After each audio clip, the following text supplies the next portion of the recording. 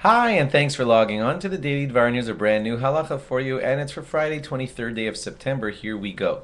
Any mitzvah that is a positive command that's tied to time, like the mitzvah of sukkah, that's a mitzvah that's called positive, thou shalt live in a sukkah, and it's tied to time. Any mitzvah like that, women are exempt from that mitzvah.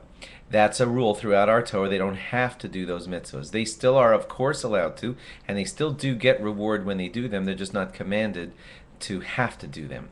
Now, can a lady make a bracha on a mitzvah like that? Most poskim say yes, they can, because they still do fulfill a mitzvah if they choose to sit in a sukkah or something of the sort. This will be important for shofar blowing, because sometimes it happens that a lady is stuck at home taking care of young children, and she's not able to get to shul to hear the shofar blowing on Rosh Hashanah. So what can happen is a man can just take a shofar, come to her house, and blow the shofar for her, and that's how she'll fulfill the mitzvah. What do we do with the bracha? She chose to fulfill the mitzvah, so she can make the bracha right before the shofar is blown for her. That is one of the options. The mitzvah is to hear the blast of the shofar, and she is certainly hearing it, so she could make the bracha for herself.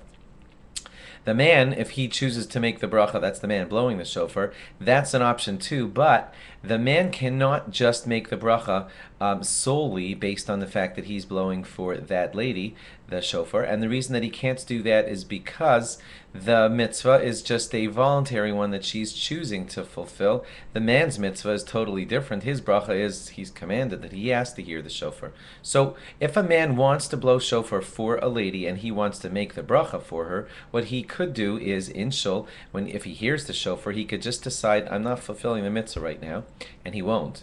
And then he'll fulfill the mitzvah later when he blows the shofar for the woman, and then he can make the bracha for himself, and it'll simultaneously, when she answers Amen, it'll cover for himself and for her, because he was fully authorized to make that bracha. He was making the bracha for his own shofar blowing.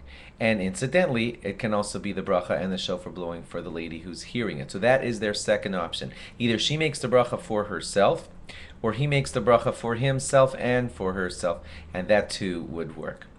If a man is ever blowing the shofar for a lady at the house, he does not have to do 100 blasts of the shofar, like what we hear all together in the shul. All he would have to do is those 3 sets, adding up to 30 shofar blasts. Thanks for logging on. Log on again after Shabbos for more. Bye-bye.